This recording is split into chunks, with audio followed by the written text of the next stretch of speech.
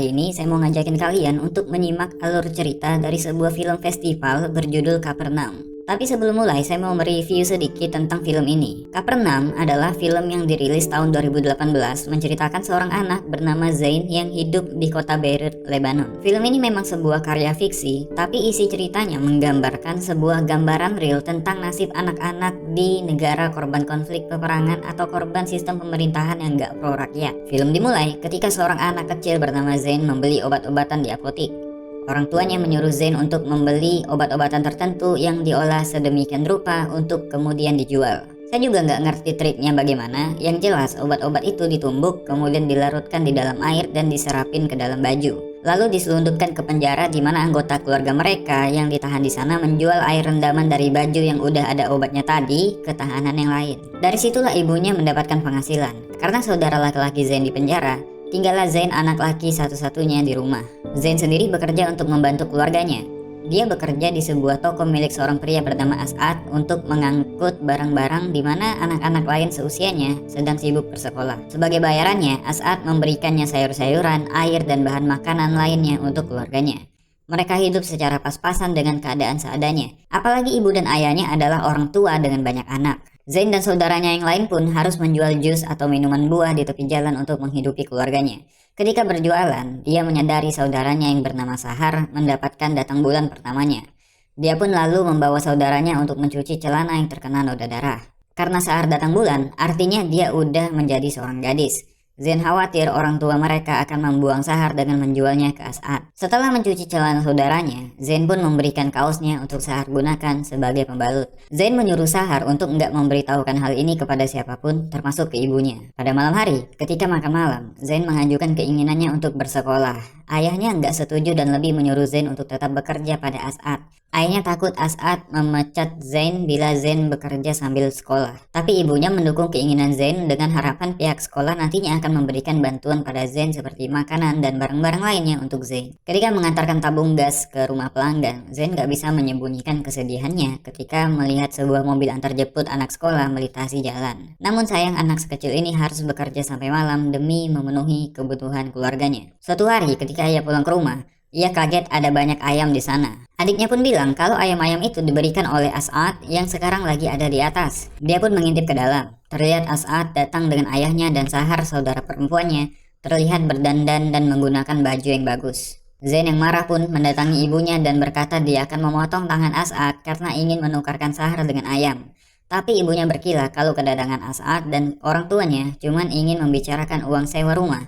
Tapi Zain gak percaya akan hal itu. Dia pun berencana untuk masuk ke ruang tamu tapi dicegah oleh ibunya. Zain udah tahu sebenarnya kalau As'ad, bos tempat dia bekerja, menyukai adiknya. Jadi kedatangan As'ad bersama ayahnya mungkin gak cuma membicarakan uang sewa, tapi juga pernikahan adiknya dan As'ad. Keesokan paginya, Zain berencana minggat dari rumah dengan membawa Sahar. Dia pun pergi menyiapkan segala sesuatunya terlebih dahulu. Dia menyiapkan uang dan perbekalan untuk pelarian mereka sampai menanyakan ongkos bis kepada supirnya. Tapi ketika Zain pulang untuk menjemput Sahar, ibunya udah bersiap-siap mengantarkan Sahar ke As'ad. Zain yang melihat itu pun memarahi ibunya dan melakukan sedikit perlawanan supaya Sahar nggak dibawa pergi. Zain pun mendapatkan beberapa kali pukulan karena itu.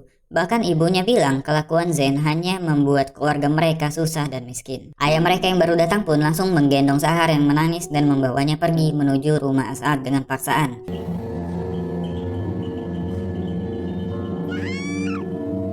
Karena hal itu, Zain marah banget dengan orang tuanya. Dia memilih untuk tetap pergi dari rumah. Dia pun tetap dengan rencana pelarian sebelumnya. Zain naik bis sendirian tapi nggak tahu mau kemana. Ketika di bis, dia bertemu dengan kakek-kakek yang berkostum Spider-Man. Kakek itu ternyata bekerja atau berjualan di sebuah taman bermain.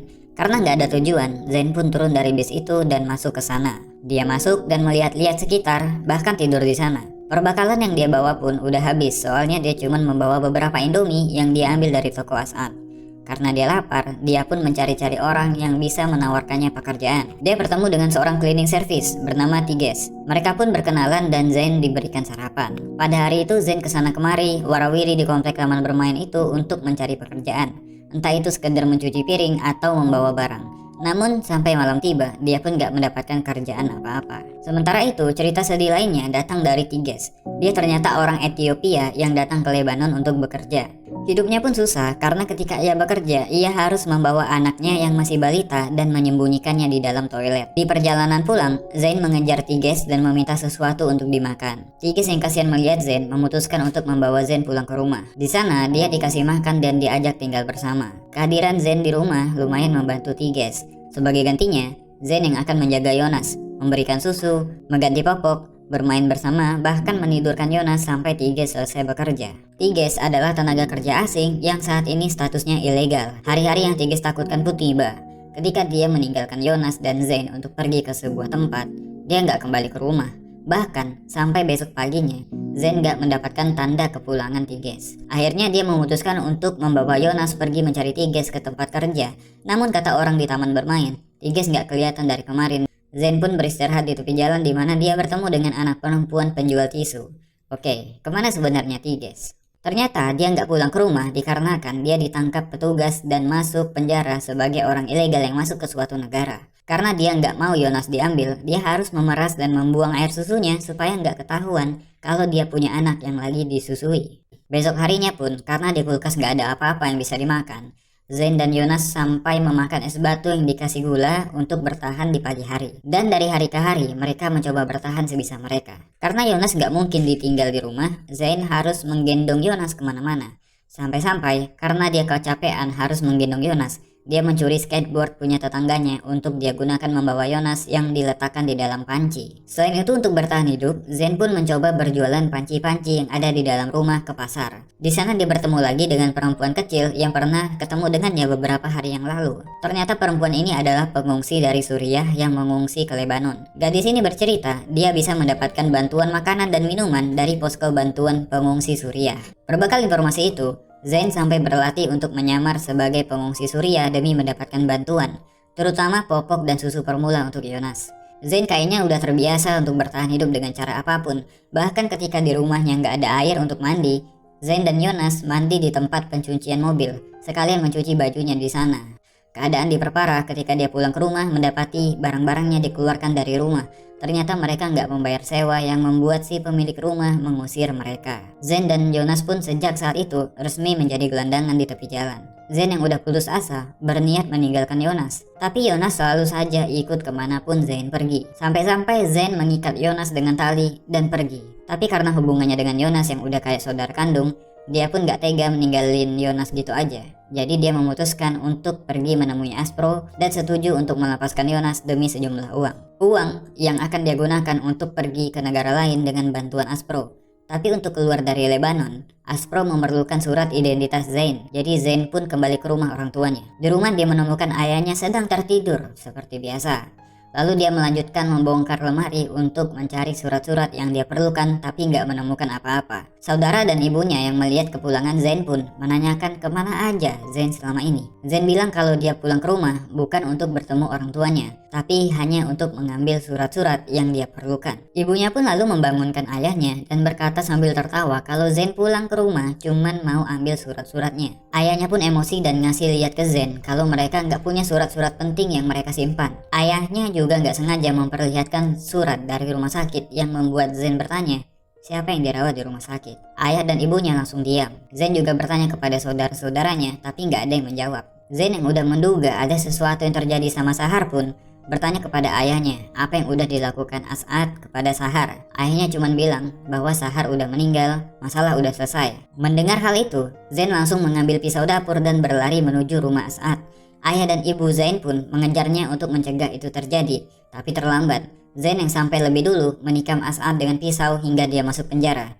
Tapi As'ad gak tewas dan hanya dirawat di rumah sakit. Zain yang masih kecil itu pun masuk penjara dan merasakan suramnya kehidupan di penjara. Tiges yang berada di penjara yang sama, ketika melihat Zain yang ada di sana pun histeris dan mengkhawatirkan nasib Jonas yang gak tahu gimana keadaannya. Karena teriakannya itu, Zain dan Tiges pun dipanggil dan dimintai keterangan. Di sana Zain memberikan keterangan bahwa Jonas sudah berada di tangan Aspro dan memberikan ciri-ciri Aspro kepada petugas. Pada suatu malam, Zain menonton acara TV yang berisikan tentang anak-anak yang gak mendapatkan keadilan dari orang tuanya.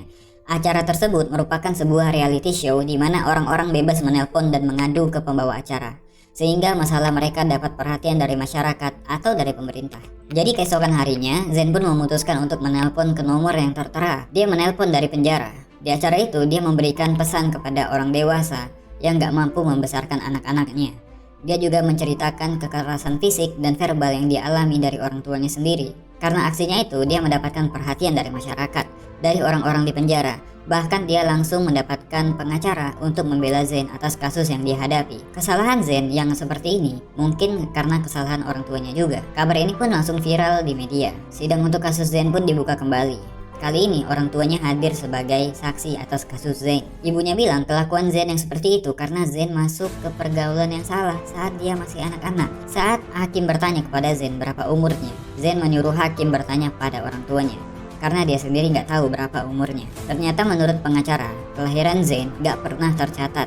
Orang tuanya hanya melahirkan Zain saja. Di hadapan hakim, Zain berkata secara gamblang kalau dia kecewa dengan orang tuanya karena udah melahirkannya ke dalam dunia ini. Zain pun mengutarakan kekecewanya pada hakim karena orang tuanya membiarkan adiknya Sahar yang baru datang bulan dinikahi oleh As'ad. Zain berkata kepada hakim kalau dia nggak mau orang tuanya punya anak lagi karena anak yang akan mereka lahirkan nasibnya akan seperti dia dan saudara-saudaranya. Tigges yang juga menjadi saksi atas kepribadian Zain pun menyebutkan bahwa ketika dia meninggalkan Yonas pada Zain, dirinya nggak khawatir dan percaya sama Zain. Apalagi Yonas dan Zain udah kayak saudara sendiri. Tigges pun menceritakan tentang sosok Aspro kepada hakim, orang yang memasukkan identitasnya. Kasus ini pun ditutup, Aspro dan sindikatnya ditangkap. Orang-orang yang ada di sana juga diamankan termasuk Yonas. Orang-orang ilegal dipulangkan ke negaranya masing-masing. Yonas dan Tigges pun bertemu lagi di bandara sebelum naik pesawat. Zain dibebaskan dan dianggap kasus yang dialami adalah bentuk kelalaian orang tua dalam membesarkan anaknya. Di akhir film, Zain melakukan sesi foto untuk paspor dan tinggal di negara lain untuk hidup yang lebih layak.